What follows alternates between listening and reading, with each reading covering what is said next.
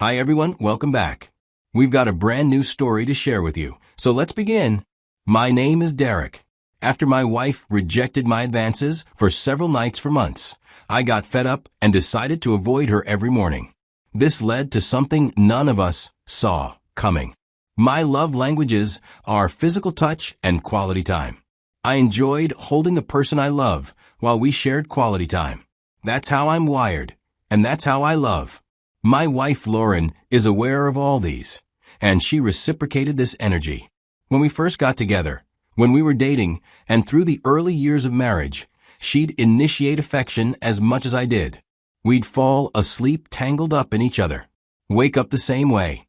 We got married when I was 27 and she was 26. I worked for a commercial construction firm. The steady income from there made the long hours bearable. Lauren worked in human resources for a healthcare company. It's also a demanding job, but she generally keeps regular hours. I worked hard to provide everything we needed by making sure the bills were paid on time, that we had a nice apartment, and could take occasional vacations. I took pride in being a good provider and a dependable husband. For the first few years, although no marriage is perfect, things were good.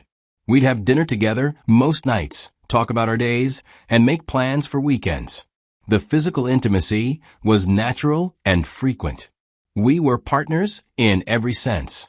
My wife, Lauren, became more distant around our 6th anniversary. She was gradually pulling away, and it started with the slow death of our intimacy. She'd come home from work tired, which was understandable. I do get tired too. But when I try to connect physically, even just putting my arm around her on the couch, she'd subtly pull away. At first, she'd have reasons. She was exhausted from a long day, had a headache, wasn't feeling well, just wanted to go to sleep early. I understood. Everyone has off days, stressful weeks, times when they're not in the mood. So I tried to make things easier for her. On days I got home before her, I'd cook dinner so she didn't have to. I take over more of the household chores when I am free without being asked. Gave her space when she said she needed it. I thought I was being supportive, being a good husband. But weeks turned into months, and nothing changed. If anything, it got worse. Every night, when we'd go to bed, I'd try to connect. Not always sexually, sometimes just wanting to hold her, to feel close to her, to maintain that physical bond that had always been important to us. And every night, she'd reject me in small ways. Sometimes she'd roll away to her side of the bed, back turned to me. Other times, she'd say, "Not tonight, please." It felt like I was bothering her just by existing. Sometimes she'd pretend to be asleep when I tried to initiate intimacy, her breathing too controlled to actually be unconscious. I'd lie there on my side of the bed, staring at the ceiling in the dark, feeling rejected and alone despite being inches away from my wife. The rejections accumulated. I stopped trying as often. Self-preservation, I suppose. Why keep reaching out when you're constantly pushed away? But the damage was already done. The emotional distance had taken root and was growing like poison ivy, spreading through every part of our marriage. I started sleeping closer to the edge of the bed, as far from her as I could get without falling off. Some nights I'd stay up late watching TV, didn't want to disturb her, and sleep on the couch instead. The silence between us became oppressive. We'd be in the same room, but might as well have been on different planets. Then one morning, after another night of lying awake, feeling unwanted and alone, I got up before dawn, made coffee quietly, got dressed, and left for work without waking Lauren, without trying to give her the morning kiss that had once been routine. I got to the office at 6:30, a full hour and a half before I needed to be there. Sat in my car in the parking lot, finishing my coffee, not quite ready to start work. That became my pattern. I'd wake up at 5, be gone by 5:45, arrive at work ridiculously early, and sit in my truck or at my desk doing nothing, just killing time before the day officially starts. My coworkers started commenting on it. One of the other project managers joked that I was making everyone else look bad by showing up before the sun. I just shrugged it off, said I was trying to get ahead on some projects. The truth was simpler and sadder. I was avoiding my own home and avoiding my wife. If she rejected me every night, then I'd avoid her every morning. I didn't decide this consciously, it just happened. My body and mind were protecting themselves from more rejection. I stopped texting her during the day the way I used to. Now my phone stayed silent except for work-related communications. I'd stay late at the office too. Not because I had extra work, though I'd find things to do. Just because going home meant facing the cold silence, the distance, the constant reminder that my wife didn't want me anymore. 2 weeks into this new pattern, I came home around 10:30 one night. Later than usual. Lauren was still up, sitting on the couch. Usually, she'd be in bed by that time. She looked up when I walked in. "Are you mad at me?" I stopped, surprised by the direct question. Looked at her for a moment. "No," I said finally. "Just tired." Then I walked past her to the guest room where I'd been sleeping most nights lately. Closed the door. Heard her stay on the couch for a while before eventually going to our bedroom alone. I wasn't mad. That wasn't the right word. I was exhausted, defeated, and done trying. What had begun as her rejecting me every night had become me avoiding her every morning, every evening, and every moment I could. It wasn't revenge. It was self-preservation. I'd finally accepted what had been obvious for months. I was the only one fighting for this marriage. The only one trying to maintain any kind of connection. And I couldn't do it alone anymore. Lauren started noticing the difference. The absence of affection she'd taken for granted when she had it. I'd catch her watching me sometimes, looking confused or hurt when I'd leave for work without saying goodbye. When I'd come home and go straight to the guest room. When I'd sit in the guest room reading on my phone rather than joining her on the couch. The apartment was filled with heavy tension. We'd be in the same space, this uncomfortable awareness between us. But neither of us knew how to address it. Or maybe we knew how, but didn't want to. Because once you start that conversation, you can't put the words back. For weeks into this cold war of mutual avoidance, Lauren confronted me. It was a Saturday morning.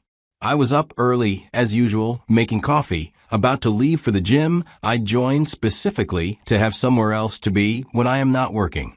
She came into the kitchen, still in her pajamas, looking like she hadn't slept well. "Why are you acting like I don't exist?" I looked at her while pouring coffee into my travel mug. Took a moment before responding. "You started it," I said calmly. "Now you know how it feels." Her face showed confusion. Genuine, as far as I could tell. "Started what?" "I don't know what you're talking about." I almost laughed. Almost. But there was nothing funny about any of this. I set down the coffee pot and turned to face her fully. "For the past months, you've rejected me every single night. Every time I've tried to touch you, hold you, be close to you in any way. Every time I've reached out, you've pushed me away." I kept my voice level. "You'd say you were tired. You had a headache. You just wanted to sleep. You'd roll away or pretend to be asleep or tell me not tonight like I was some annoying stranger instead of your husband." Lauren opened her mouth, but I kept going. Week after week. Month after month. I tried to be understanding. Tried to make things easier for you. Took on more around the house, gave you space, stopped pushing. But nothing changed. I picked up my travel mug. So yeah, I stopped trying. Started leaving early, coming home late. Sleeping in the guest room. Avoiding you the same way you've been avoiding me. Now you're upset because you're on the receiving end. I headed toward the door. She followed me into the living room. I didn't realize it was that bad. I didn't mean to. It doesn't matter anymore. I cut her off. I'm okay with how things are now. You wanted distance. You have it. Well, I'm not okay with it. Her voice rose slightly. This isn't what I want. I really looked at her for the first time in weeks. She looked tired, but I felt too empty to care much. You should have thought about that before, I said quietly. Then left for the gym. I expected that to be the end of it. But that night, when I came home around 8, Lauren was waiting in the living room again. "We need to talk," she said as soon as I walked in. "Really talk." I sighed. Wanted to retreat to the guest room. But something about her expression made me pause. "Fine," I said. Sat in the armchair across from where she sat on the couch. Maintaining distance even while agreeing to talk. She took a breath. Started slowly. You're right. About the rejection. I didn't realize how much I've been doing it, but you're right. I waited. Didn't respond. But there was a reason, she continued. Something you did that upset me. And you never apologized for it. So I held back. I felt confusion and anger stir. What are you talking about? She talked about how I corrected her in front of everyone at an event. She claimed to be telling a story, and I interrupted to say she had the details wrong. Made her look stupid in front of our friends. I searched my memory, but couldn't specifically recall that moment. I could imagine it happening. I did that sometimes, corrected details when they seemed wrong. Usually didn't mean anything by it. And that's why you've been rejecting me for months. My voice came out sharper than intended. Because I corrected you once at a party? You embarrassed me, she said defensively. And you never apologized. Never even acknowledged that it bothered me. Because you never told me it bothered you. I responded, standing up, frustration breaking through my earlier calm. You just started pulling away, rejecting me every night, making me feel unwanted in my own marriage. For months.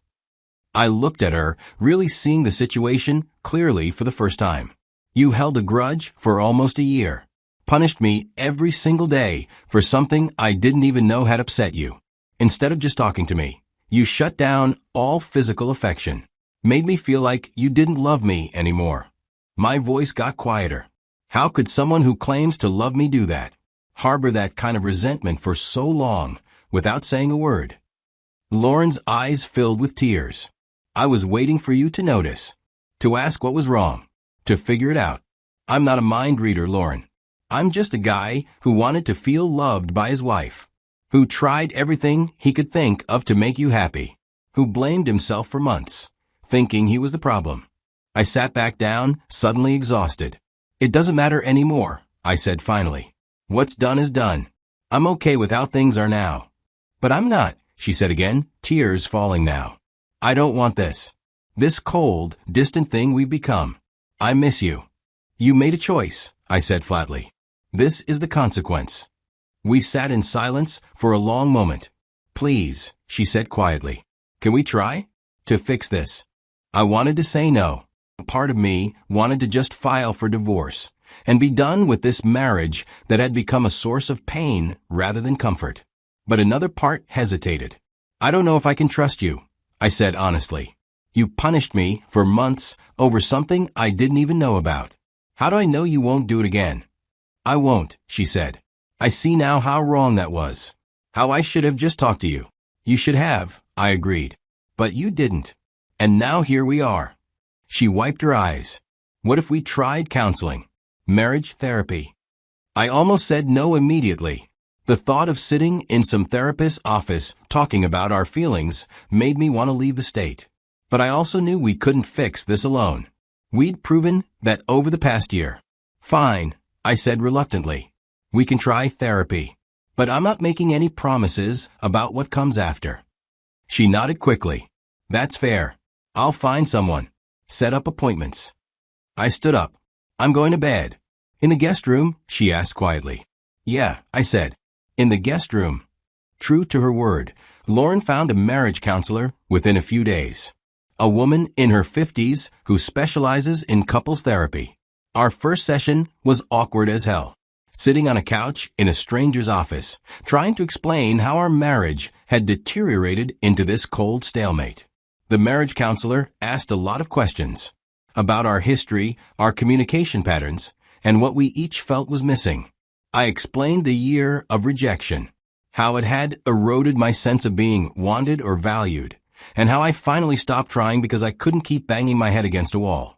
Lauren explained her resentment about the party incident, how she'd expected me to notice her pulling away and address it, how she'd been waiting for an apology that never came. The marriage counselor listened without judgment, then pointed out what should have been obvious.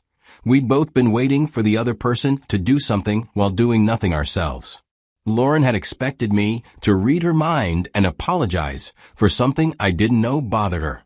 I'd expected her to communicate what was wrong instead of just withdrawing affection. We'd both failed at basic communication. created this mess through assumptions and expectations rather than actual conversation. The therapy sessions over the following weeks were difficult. Dr. Rhodes pushed us to be honest about feelings we'd been avoiding, made us practice communicating clearly instead of expecting the other person to guess. She had us do exercises, setting aside specific time each week just to talk about how we were feeling, using I statements instead of accusations, listening to actually understand rather than just waiting to respond. It was uncomfortable, sometimes painful, but slowly, incrementally, things started shifting. I learned that my tendency to correct Lauren in front of others, something I'd never thought much about, actually did bother her, made her feel diminished. It had been building for a while before the party incident finally pushed her over the edge. I apologized genuinely, said I'd never meant to make her feel that way, and would work on being more aware of it. She apologized too, for withdrawing instead of talking, for expecting me to read her mind, for letting resentment build until it poisoned our entire relationship. We talked about the intimacy issues.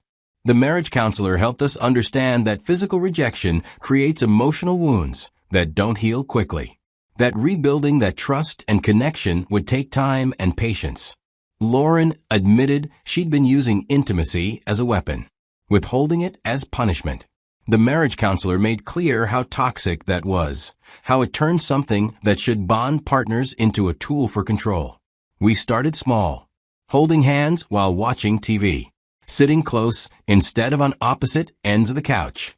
Quick kisses, goodbye in the morning. Nothing over the top, just slowly reintroducing touch and affection in low-pressure ways. After about 2 months of weekly therapy, I moved back into our bedroom. Not because everything was fixed, but because the guest room had become a symbol of our separation, and we both wanted to move past it. We set ground rules. I'd respect it if she genuinely wasn't in the mood for intimacy. She'd communicate clearly rather than just pulling away. Neither of us would use affection as a weapon or reward system. It wasn't perfect. There were setbacks. Nights when old patterns would resurface, and one of us would retreat into old defensive behaviors. But we caught them faster now, talked through them instead of letting resentment build. By 6 months of therapy, things felt different. Not back to how they were, but better in new ways. We'd learned to actually communicate instead of expecting the other person to guess, to address problems when they were small instead of letting them fester, to be honest about feelings even when it was uncomfortable. The physical intimacy returned, too, gradually, naturally, without the pressure or expectation that had surrounded it before. Looking back now, a year after that Saturday morning confrontation in the kitchen, I understand so much more. I learned that rejection, especially from someone you love, doesn't just hurt in the moment. It accumulates, builds into a wall between partners that gets harder to tear down with each added brick. I learned that expecting your partner to read your mind is a recipe for resentment. That if something bothers you, you have to actually say it out loud. No one can fix a problem they don't know exists. I learned that withholding affection as punishment is one of the most toxic things you can do in a relationship. That it turns love into a transaction and erodes the foundation of trust and safety partners need. I learned that avoidance is easier than communication, but ultimately more destructive. Running away from problems just lets them grow larger. Most importantly, I learned that marriage isn't about keeping score or waiting for the other person to make the first move. It's about showing up consistently, communicating honestly, and working as a team even when it's hard. We're not perfect now. Still have disagreements and rough patches. Still occasionally fall into old patterns before catching ourselves. But we're aware now. We talk. We address things instead of letting them fester. We choose connection over being right. Some people might say we should have just divorced, that the year of rejection and avoidance proved we weren't right for each other. Maybe they're right.